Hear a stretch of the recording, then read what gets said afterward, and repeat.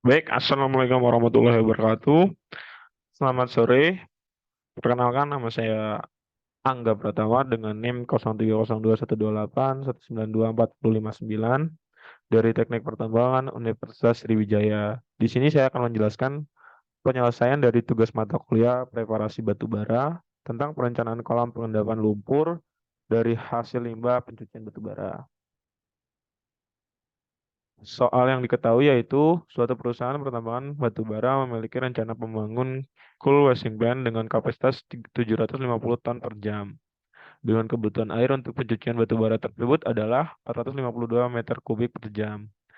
Hasil penelitian menunjukkan bahwa kandungan solid dalam air hasil pencucian batu bara tersebut sebanyak 7,5%. Data-data yang mendukung yang diketahui yaitu koran partikel atau D dengan 3 kali 10 pangkat minus 6 meter, berat jenis solid, Ru padatan yaitu 2,5 gram per sentimeter kubik. Dan yang terakhir yaitu viskositas air yaitu 1,31 kali 10 pangkat minus 6.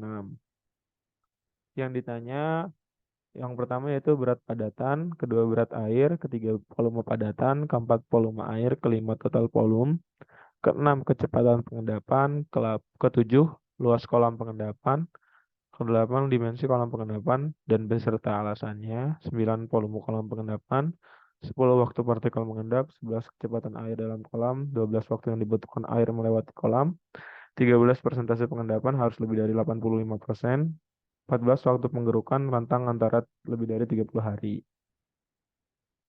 Dan berdasarkan data-data tersebut, maka dapat dihitung yaitu yang pertama berat padatan per meter kubiknya dengan rumus Sol atau persen padatan dikali Qmat dikali densitas dari padatan tersebut. Substitusikan nilainya 0,075 kali 452 meter kubik per jam dikali 2.500 kilogram per meter kubik. Dan didapatkan nilai sebesar 84.750 kilogram per jam. Yang kedua untuk berat air per meter kubiknya dapat ditentukan sama seperti berat padatan, hanya diganti dengan variabel persennya, yaitu persen air, di mana tadi untuk persen sol adalah 0,075, maka untuk persen air 0,925 dikali dengan Qmat sebesar 452 meter kubik per jam dikali dengan densitas air, yaitu sebesar 1000 kilogram per meter kubik. Dan didapatkan nilai 418.100 kilogram per jam. Yang ketiga, untuk volume padatan per detik, dapat diketahui dengan rumus yaitu berat solid dibagi dengan Rho dikali 3.600 untuk konversi menjadi detik, dari jam ke detik. Maka didapat nilai, substitusikan berat padatan per meter kubik tadi, yaitu 84.750 kilogram per jam dibagi dengan densitas dari padatan tadi yaitu 2.500 kilogram per meter kubik dikali dengan 3.600 untuk konversi ke detik. Dan didapat nilai 0,00942 meter kubik per detik. Yang keempat, untuk volume air per detik, sama caranya seperti volume padatan per detik tadi, hanya variabel dari berat solidnya diganti dengan berat air yang sudah dapat diketahui tadi, hasil dari penghitungan sebelumnya, yaitu 418.100 kilogram per jam dibagi dengan densitas air 1000 kilogram per meter kubik dikali dengan 3.600 konversi ke detik. Didapatkan nilai 0,11614 meter kubik per detik. Maka setelah kita dapat mengetahui volume padatan dan air per detik, kita dapat menghitung yang kelima yaitu total volume per detik. Jumlahkan kedua volume padatan dan volume air per detik tersebut. Maka substitusikan nilai 0,00942 ditambah 0,11614 dengan satuan meter kubik per detik, maka didapatkan nilai 0,126 meter kubik per detik. Yang keenam, untuk kecepatan pengendapan, di sini menggunakan hukum Stokes dengan rumus speed ya atau kecepatan pengendapan sama dengan gravitasi, besarnya gravitasi dikali dengan ukuran partikel dikuadratkan dikali dengan Rho solid dikurang Rho air dibagi dengan 18 kali viskositas air. Substitusikan nilai untuk berat untuk nilai gravitasi sendiri yaitu 9,8 dikali dengan 3,10 pangkat 3 kali 10 pangkat minus 6 dikuadratkan yaitu besarnya partikel dikali dengan 2500 dikurang 1000 yaitu Rho solid dikurang dengan Rho air dibagi dengan 18 dikali viskositas air yaitu 1,31 kali 10 pangkat minus 6 yang sebelumnya diketahui dan didapatkan nilai 0,0057 meter per detik. Setelah kita mengetahui total volume per detik yang masuk ke kolam pengendapan lumpur yang akan kita rencanakan dan sudah kita ketahui juga kecepatan pengendapnya, maka kita dapat mengetahui luas kolam pengendapan yaitu Q total dibagi dengan kecepatan pengendapan. Substitusikan 0, substitusikan nilai yaitu 0,126 meter kubik per detik untuk volume totalnya dan dibagi dengan 0,0057 meter per detik untuk kecepatan pengendapan dan didapatkan nilai sebesar 22,1 meter persegi. Setelah kita mengetahui luas kolam pengendapan, maka kita dapat merencanakan dimensi dari kolam pengendapan yang akan kita rencanakan. Di mana dimensi kolam pengendapan yaitu secara umum adalah menentukan panjang, lebar, dan kedalaman yang ditentukan berdasarkan alat yang digunakan oleh perusahaan tersebut. Dan tidak lupa untuk faktor yang mendukung juga yaitu luas yang diperlukan dari kolam pengendapan. Misalkan di sini alat yang saya digunakan yaitu PC 1250 dengan series dari Komatsu dengan spesifikasi dapat menjangkau penggalian paling dalam yaitu kurang lebih 12 meter. Kedalaman kolam yang saya rencanakan yang menurut saya optimal yaitu menurut saya pas yaitu kedalaman kolam sebesar 10 meter dengan lebar kolam 3 meter. Dan panjang kompartemen dari luas kolam pengendapan dibagi dengan lebar. Didapat nilai 7 meter. Mengapa saya memilih untuk kedalaman kolam 10 meter, lebar kolam 3 meter? Dikarenakan eh, syarat-syarat dari soal sebelumnya, yaitu dengan kompartemen berjumlah 9 buah. Hal ini dikarenakan syarat pada soal diharuskan persentase pengendapan lebih dari 85%. Dan untuk dimensi tadi, alasannya yaitu dikarenakan syarat pembersihan rentang lebih dari 30 hari. Selanjutnya, setelah dapat ditentukan dimensi yang kolam pengendapan yang kita rencanakan, maka kita dapat menentukan volume kolam pengendapan.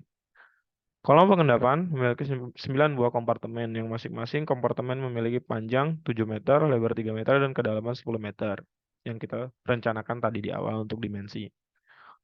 Kedalaman tiap-tiap kompartemen berkurang 0,5 meter. Hal ini ditunjukkan agar tidak terjadi limpas untuk masing-masing kompartemen dan air juga dapat mengalir.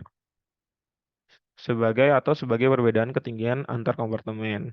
Maka volume kolam pengendapan bisa dihitung sebagai berikut dengan rumus 9 dari jumlah kompartemen dikalikan dengan luas dan dikalikan dengan volumenya yaitu panjang kali lebar dikali dengan T minus 0,5 yaitu perbedaan dari setiap kompartemen.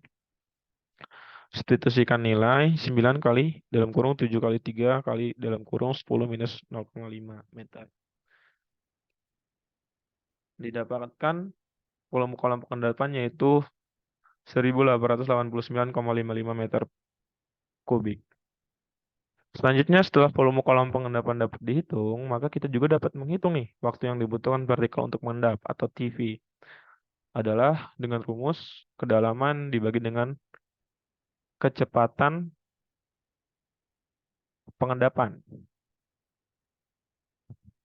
yaitu substitusikan nilai 10 meter dibagi dengan 0,0057 meter per detik, didapatkan nilai 1754,39 detik atau 29,24 menit.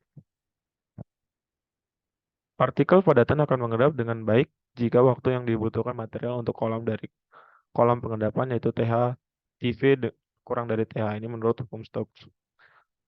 Maka selanjutnya kita dapat menghitung kecepatan air dalam kolam untuk menghitung TH-nya, yaitu Q total dibagi dengan luas penampang. Sebelumnya untuk kita mencari luas penampang yaitu B kali H atau kedalaman kali lebar 3 kali 10 30 meter persegi. Maka kita dapat menentukan kecepatan air dalam kolamnya yaitu 0,126 meter kubik per detik dibagi dengan 30 meter persegi yaitu tadi A tadi. Didapat nilai 0,0035 meter per detik. Sehingga TH dapat dicari dengan rumus TH sama dengan P per VH. V ini didapat nilai dari banyaknya kompartemen dikali dengan panjang kompartemen. 7 dikali dengan 9. Itu dapat 63 dibagi 0,0035 meter per detik. Didapat nilai 263,1 menit. Selanjutnya dari berdasarkan perhitungan tadi didapat TV kurang dari TH dengan membandingkan waktu pengendapan dan waktu keluarnya air dan material dapat digunakan untuk mengetahui persentase pengendapan. Persentase pengendapan yaitu dengan rumus waktu yang dibutuhkan air keluar dibagi dengan waktu yang dibutuhkan air keluar ditambah waktu pengendapan dikali 100%. Substitusikan yang lain 263,1 menit dibagi 263,1 menit ditambah 29,24 menit dikali 100% dapat nilai 90%. Dengan persentase tersebut, maka material yang terlarut dalam air tidak semuanya terendapkan. Padatan yang berhasil diendapkan hanya ini 90 90%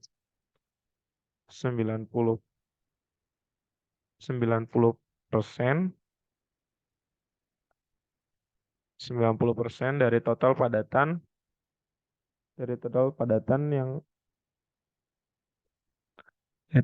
yang masuk ke dalam kolam.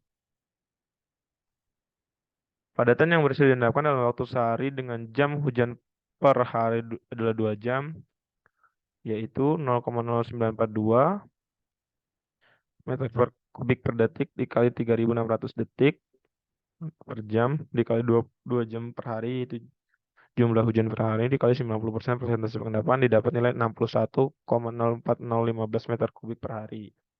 0,00942 ini nilai dari si berat volume padatan per detik. Volume padatan per detik. Maka setelah itu kita dapat menentukan waktu pengerukan ini ketika kita sudah dapat menentukan padatan yang berhasil diendapkan perharinya dengan waktu jam hujan perharinya yaitu 2 jam. Dengan cara volume kolam dibagi dengan volume total padatan yang berhasil diendapkan, yaitu volume kolamnya sudah kita cari tadi sebesar 1889,55 meter kubik dibagi dengan 61,04 meter kubik per hari didapat 30,95586 hari atau 31 dibulatkan. Sehingga pengerukan lumpur dari dasar kolam dapat dilakukan dengan interval 31 hari sekali supaya air dari kolam pengendapan menjadi bersih. Dan syarat sudah terpenuhi lebih dari 30 hari untuk rentang maintenance-nya, perbaikan. Dan 98 lebih dari 85% untuk pengendapan yang berhasil diendapkan. Maka menurut saya dimensi yang saya tentukan itu termasuk alasan mengapa saya memilih dimensi 10 meter, kedalaman 10 meter, dan lebar kolam 3 meter. Dan kompartemen 9 buah. Dan saya merekomendasikan untuk alat atau unit yang digunakan yaitu PC 1250 Komatsu karena spesifikasinya digging yang paling dalamnya memenuhi. Itu kurang lebih dari 12 meter. Nah, setelah itu, maka gambaran dari desain yang saya tentukan yaitu lebar dari kolam pengendapannya 3 meter. Ini air masuk, aliran air zigzag karena untuk memperlama, dan proses pengendapan daripada kita buat lurus. Zigzag dengan lebar per kompartemen 7 meter, kedalaman 10. Ini dari tapak atas. Dengan kompartemen 19, 1, 2, 3, 4, 5, 6, 7, 8, 9. Dengan panjang sekatnya ini 2 meter dan luas dari pintu airnya itu 1 meter. Mungkin sekian dari penjelasan saya. Lebih dan kurang mohon maaf. Terima kasih. Wassalamualaikum warahmatullahi wabarakatuh.